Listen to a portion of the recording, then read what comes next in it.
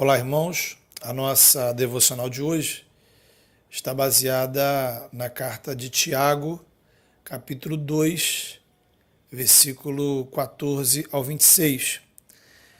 Nesse texto, Tiago nos coloca diante de uma pessoa que diz assim: eu tenho fé.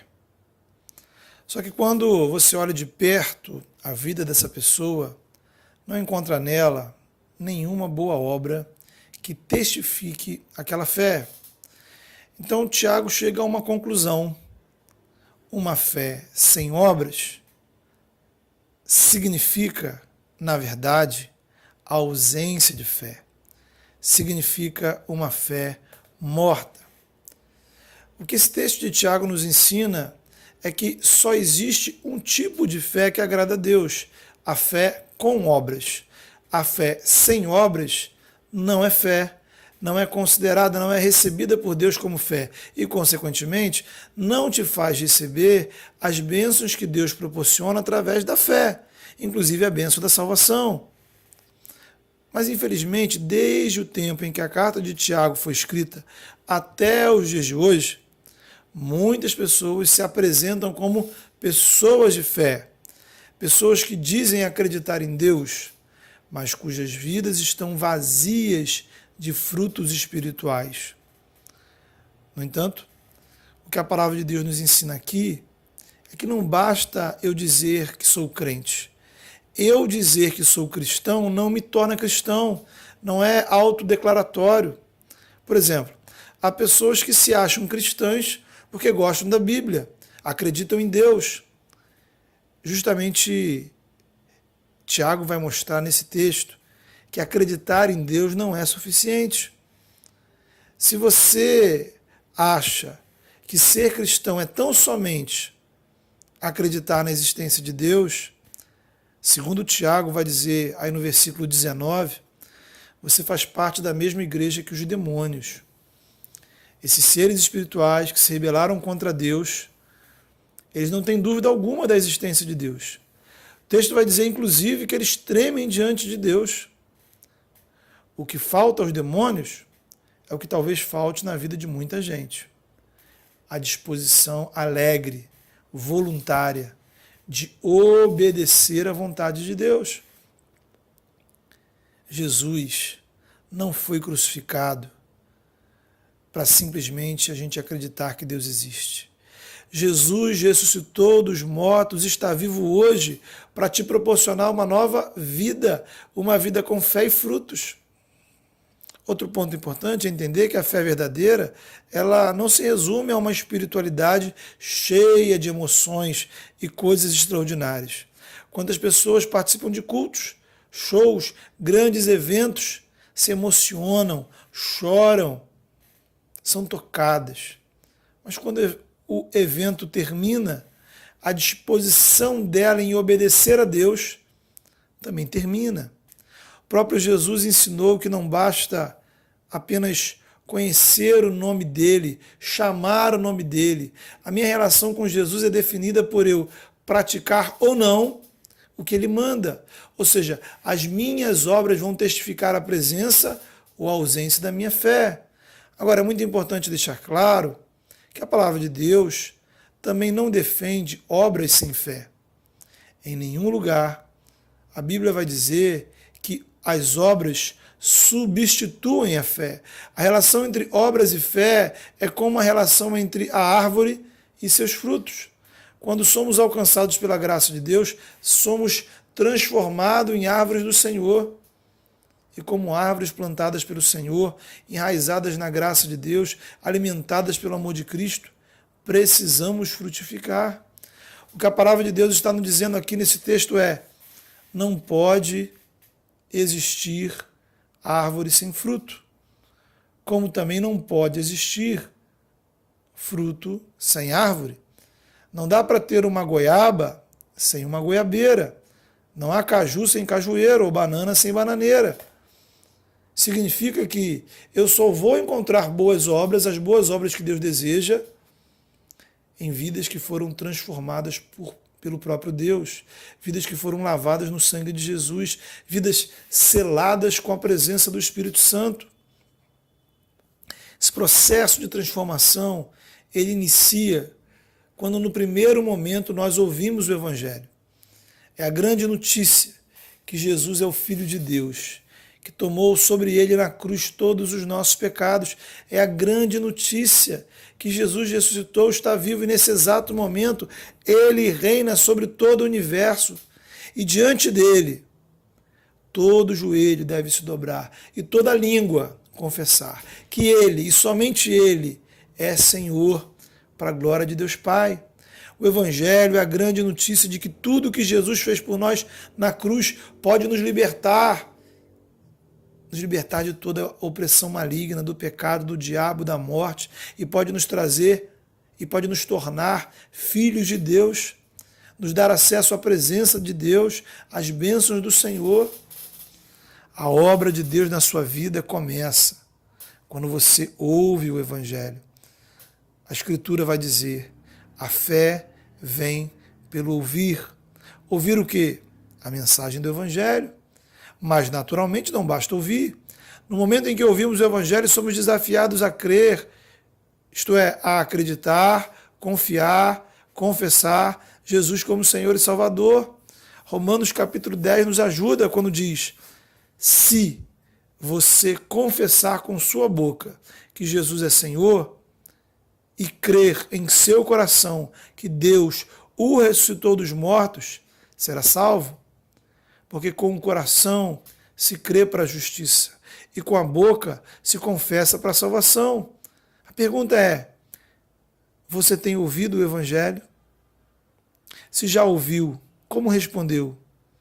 Respondeu com fé no coração e confessando com os lábios que Jesus é o Senhor da sua vida? Isso nos leva a um terceiro momento. Pois a partir do momento em que entregamos nossa vida a Jesus, o Espírito Santo começa a agir, produzindo transformação. É a partir desse momento que os frutos da sua fé precisam aparecer. É a partir desse momento que você deve demonstrar sua fé através das obras. Quer dizer que, do ponto de vista bíblico, não existe obras sem fé. Não existe boas obras sem Evangelho. Não existe boas obras sem eu entregar a minha vida totalmente a Jesus. Não existe boas obras sem a presença e a ação do Espírito Santo na minha vida.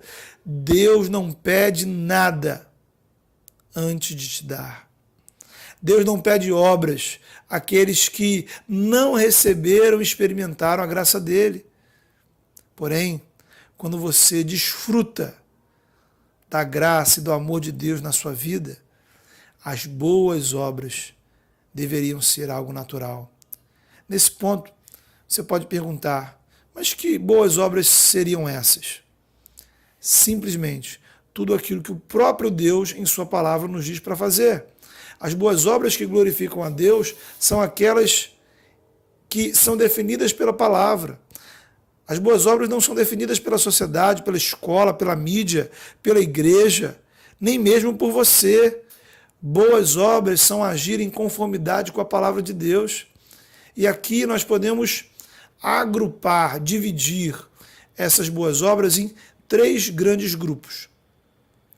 No primeiro grupo estão aquelas atitudes que tanto cristãos quanto não cristãos concordam que são boas e devem ser feitas.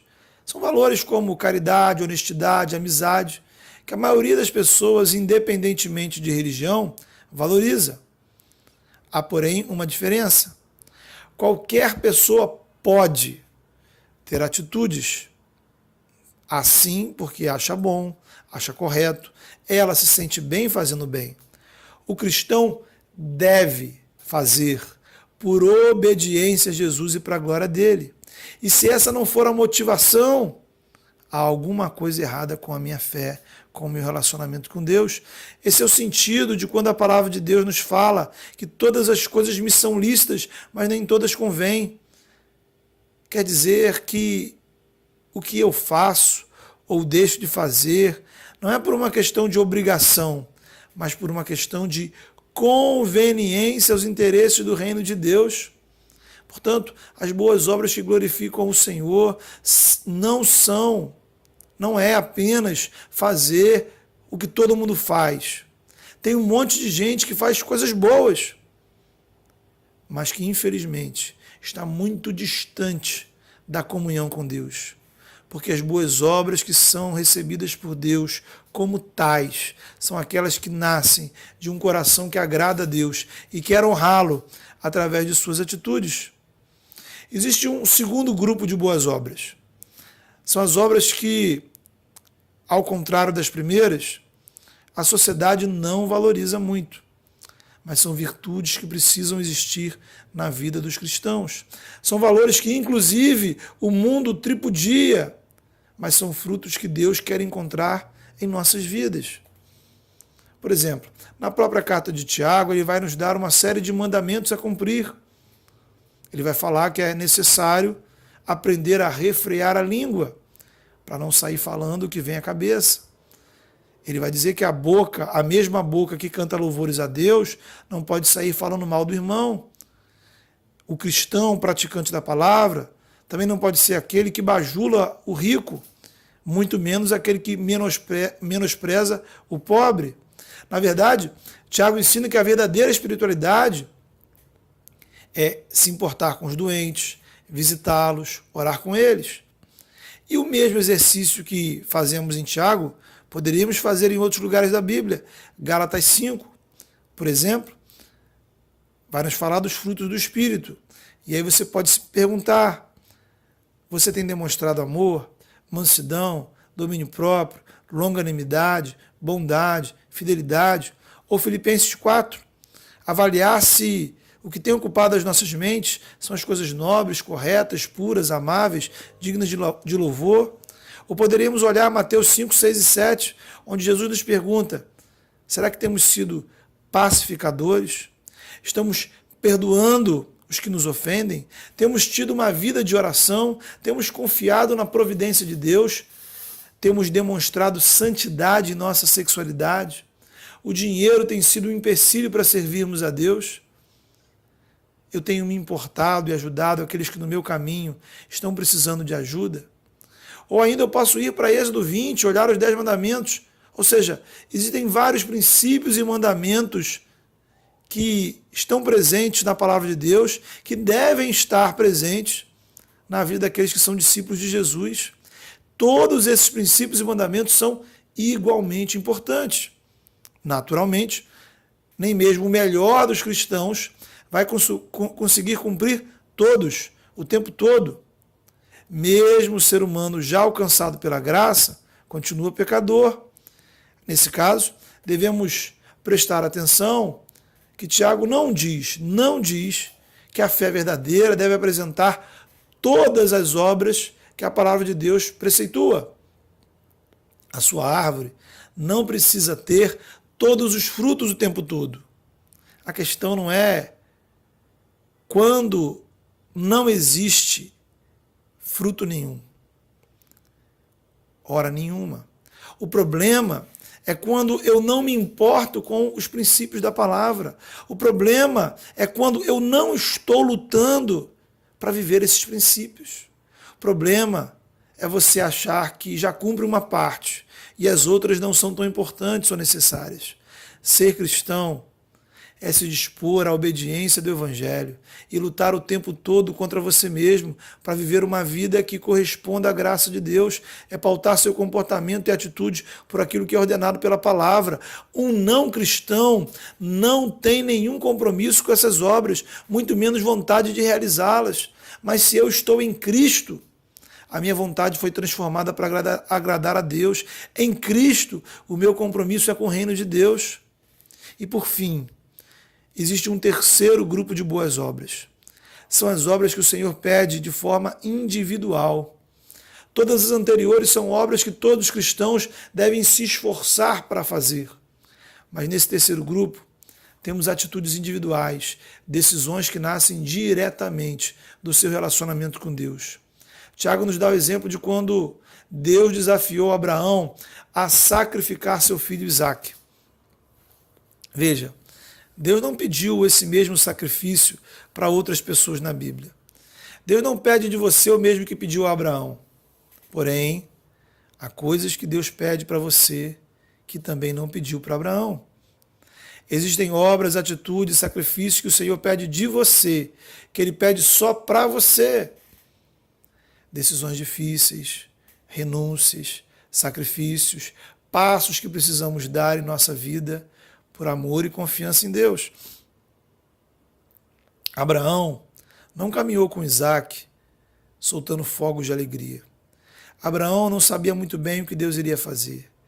Ele não agiu pensando no que seria melhor para sua família. Ele não foi pressionado por seus amigos.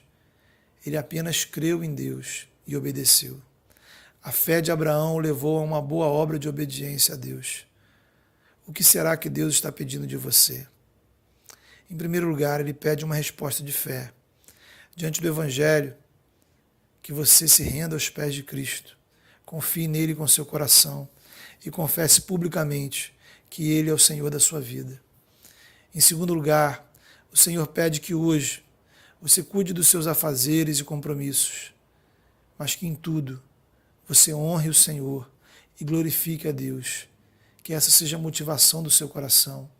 Em terceiro lugar, o Senhor desafia você a olhar para a sua vida e perceber quais as boas obras que a palavra de Deus manda, mas que ainda estão faltando na sua vida. E fico alerta, a fé sem obras é morta, não é fé. E em quarto lugar, o Senhor fala com você para que você tome decisões, atitudes em obediência a Ele, confiando nele. São passos de fé que você precisa tomar. Deus abençoe. Amém.